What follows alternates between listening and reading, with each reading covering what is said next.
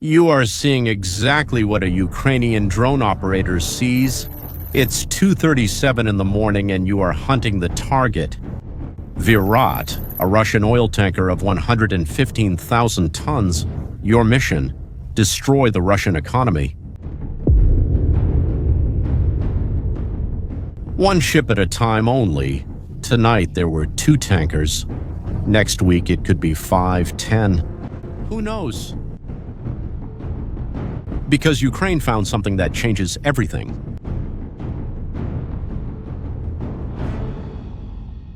And here's the craziest part.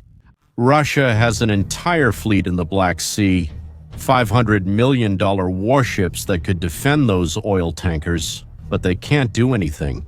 Why? That's exactly what I'm going to show you now. Let me show you something. The weak point that Russia doesn't want you to know about. No, they're not warships, they're oil tankers. More specifically, a secret fleet between 600 and 1,400 old ships that Russia uses to export oil and bypass Western sanctions. It's the so-called Russian shadow fleet. And here's what makes it brilliant. These ships carry the one thing that keeps the Russian war machine running: money, a lot of money. That's 3 million tons of oil per month leaving the Black Sea. And Ukraine has discovered that it can destroy this supply line using $250,000 drones. And you know what's even crazier? Russia can't defend those oil tankers. Revealing warships worth $500 million is an economic checkmate. And do you want to know how Ukraine made this discovery? Let me give you a quick context. The year was 2022. In March, Russia blocked the Ukrainian ports.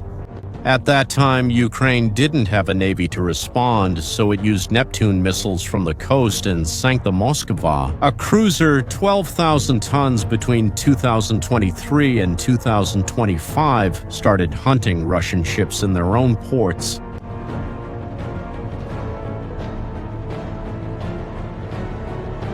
It destroyed the submarine Rostov-on-Don, the corvette Ivanovets, the patrol ship Sergei Kotov, forced the Black Sea Fleet to flee from Sevastopol to Novorossiysk, where it is now hiding. Ukraine was winning the naval war, but they realized something very important. They were able to sink 10 warships. But if Russia exports 3 million tons of oil per month, the war goes on, the money keeps flowing. And that's when the Ukrainians decided to change their target. They stopped attacking only military ships and started attacking oil tankers. Now, do you know why the Shadow Fleet is so vulnerable? When Western countries imposed sanctions on Russian oil, Russia could no longer use regular ships. Legitimate companies and insurers refused to transport Russian oil above the G7 price cap. So Russia set up a parallel fleet. Old ships over 15 years old, some over 20 years old, ships that should be scrapped. These ships are registered in countries like Gambia, the Marshall Islands, Seychelles, and are managed by shell companies in Hong Kong, Shanghai, and Dubai. And you know what's even worse? They operate without legitimate insurance, without the protections that 90% of the world's fleet has. The Kairos, one of the ships attacked, is 23 years old and is managed by a company in Shanghai using the flag of Gambia. But everything indicates that it was removed from the registry for having a fraudulent certification, potentially for being a stateless ship. The Virat, built in 2018, follows the same pattern. A company in Hong Kong with a Gambian flag turns off its global positioning system, makes cargo transfers in the middle of the ocean to hide the origin of the oil, and Ukraine knows exactly how to exploit these vulnerabilities. The operation is almost elegant.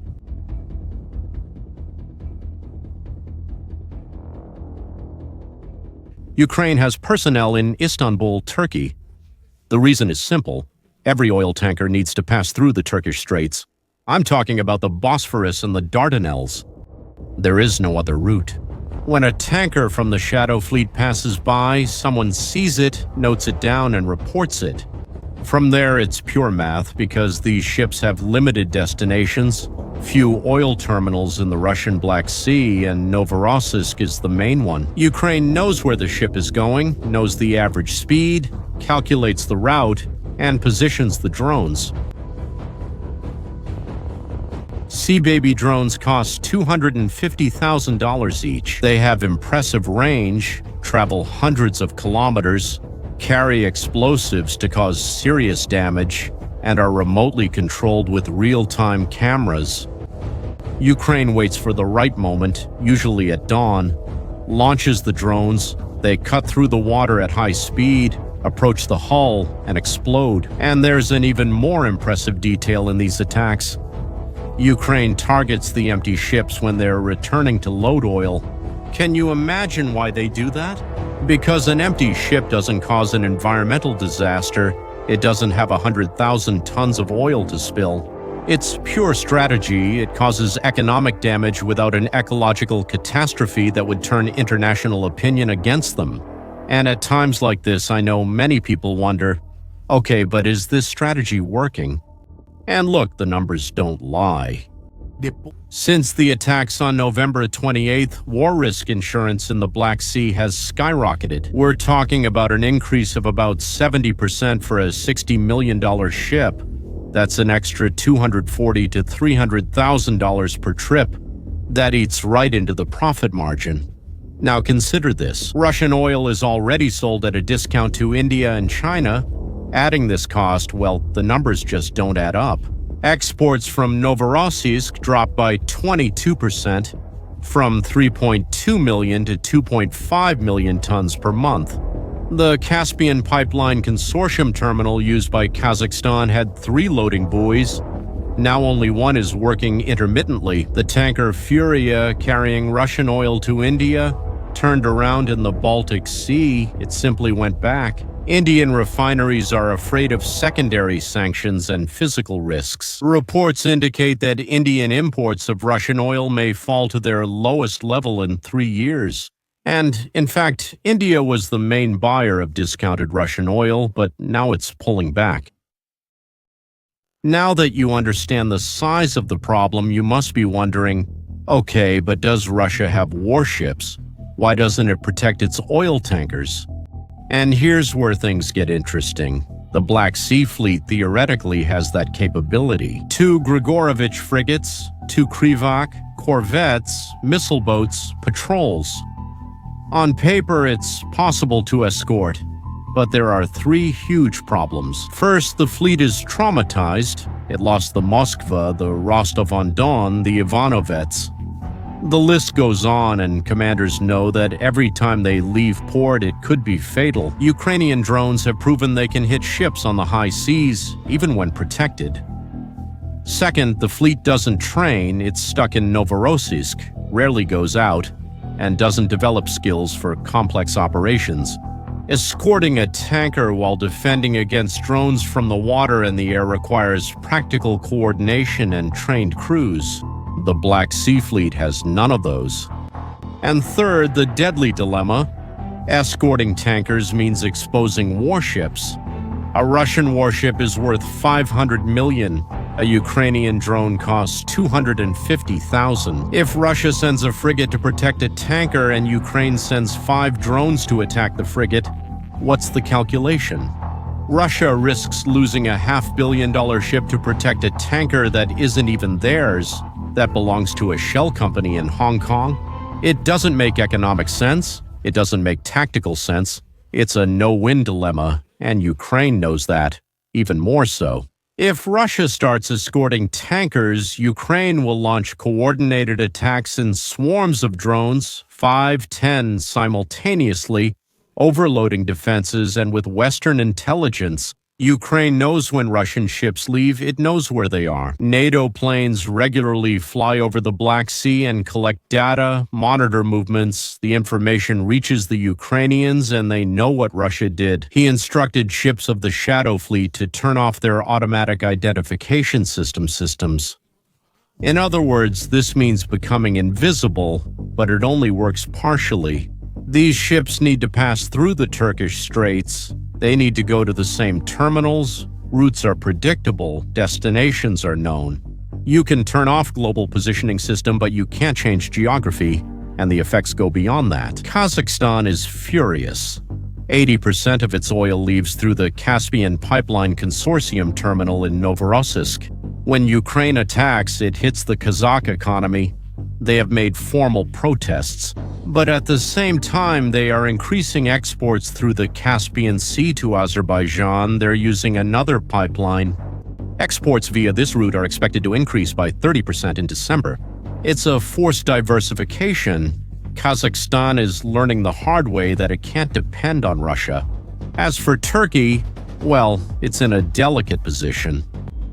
Attacks happened in the Turkish exclusive economic zone. Turkish authorities condemn the attacks, saying they threaten the safety of navigation. But the condemnation was only verbal, with no real consequences. The reason?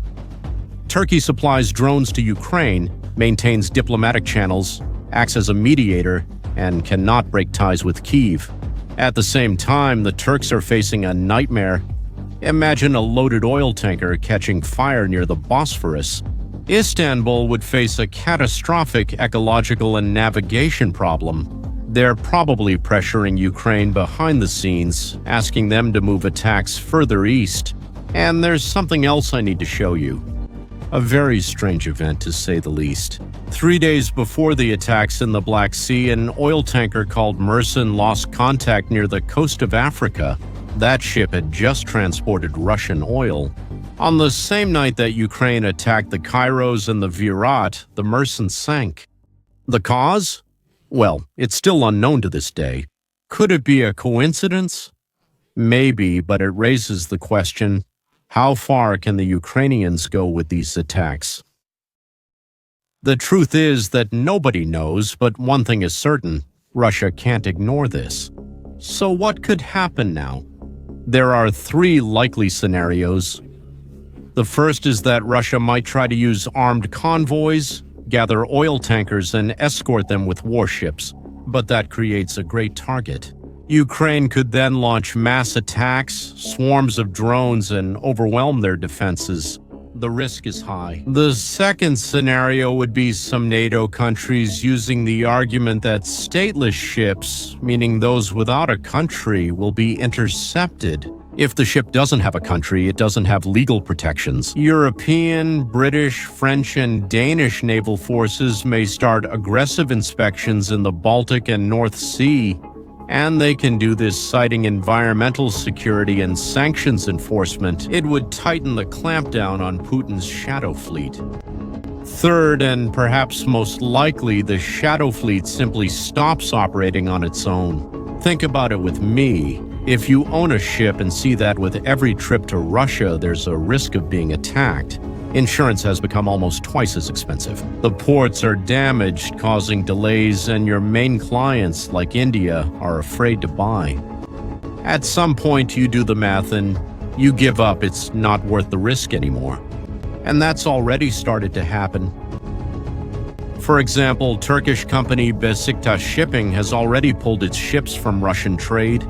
If more companies follow this example, Russia will become increasingly dependent on a shrinking fleet of older and more dangerous ships, and eventually the physical capacity to export oil through the Black Sea will be seriously limited.